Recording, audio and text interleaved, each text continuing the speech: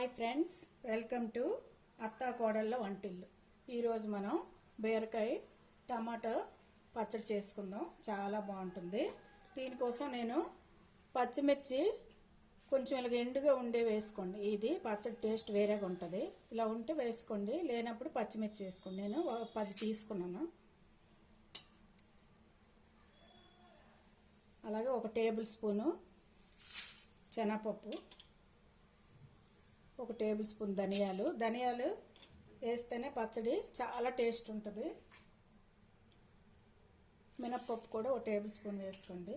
ఇవి కొంచెం వేయించుకుందాం. పప్పులు వేగాయి కదా, ఇప్పుడు 1/2 స్పూను జీరా వేసుకోండి. వేరుశనగ పలుకులు నేను వేయించి ఉంచాను కాబట్టి ఇప్పుడు వేస్తున్నాను. పచ్చివైతే మీరు ముందే వేసుకోండి. ఇలా వెల్లుల్లి 3 రెమ్మలు వేసుకోండి. కొంచెం ఘాటు పెట్టి వేసుకోండి, లేకపోతే పేలుతాయి. నేను ఘాటు పెట్టాను. ఇవి 1 నిమిషం వేయించుకుందాం. ఇవి వేగాయి కదా, ఒక ప్లేట్లోకి తీసుకుందాం. అన్నీలాగా ఒక ప్లేట్లో తీసుకొని చల్లారి పెట్టుకోండి. అందులో ఆయిల్ ఉంది, అదే కళాయిలో ఇంకొక స్పూన్ ఆయిల్ వేసుకోండి చాలు. మనం కోసించుకున్న బీరకాయ ముక్కలు వేయించుకుందాం. కొంచెం బాగా మగ్గాలి. సాల్ట్ వేసామనుకోండి, వేగం మగ్గుతాయి. పచ్చడికి సరిపోయిన సాల్ట్ వేసుకోండి.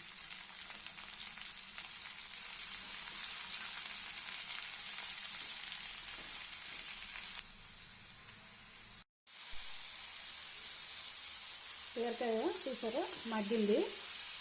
ఇప్పుడు 1 టమాటా తీసుకొని ముక్కలుగా కోసి వేసుకోండి. అలాగే కొంచెం ఒక 2 ఇంచుల్లాగా చింతపండు, 1 చిటికెడు పసుపు వేయండి, బాగుంటుంది కలర్. ఇది కూడా 1 నిమిషం మగ్గితే సరిపోతుంది. హైలో పెట్టి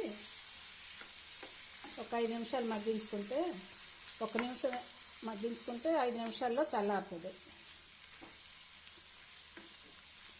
హైలో పెడుతున్నాను.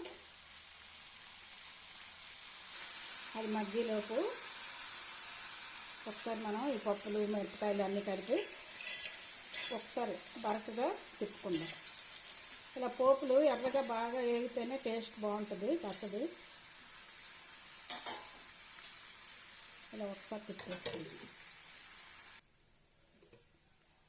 చూసారు కదా, ఇలాగా తిప్పుకోవాలి, బరకగా ఉండాలి.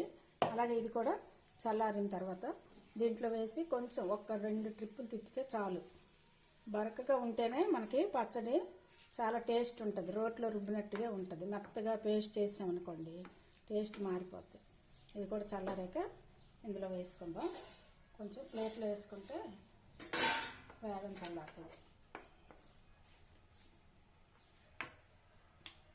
చల్లారబెట్టాక మిక్సీలో వేసుకొని తిప్పుకుందాం.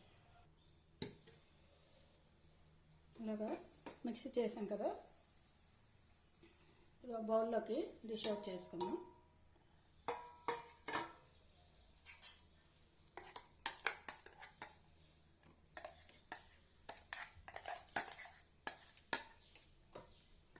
ఇలాగంతా వచ్చుకొని పోపుకి అటు పెట్టాను. చూసారు కదా, పోపు ఇలా వేసుకొని రైస్లో నెయ్యి వేసి పిల్లలకి పెడితే చాలా ఇష్టంగా తింటారు. అలాగే రోటీలో ఇది బాగుంటుంది. దోశలు టిఫిన్ చేసుకుంటాం కదా, టిఫిన్లో కూడా బాగుంటుంది. ఎప్పుడు చేసే చట్నీల కంటే అప్పుడప్పుడు ఇలాగా తొక్కతో చేసుకునే పీచు పదార్థం ఉన్న పచ్చళ్ళు హెల్త్కి కూడా చాలా మంచిది.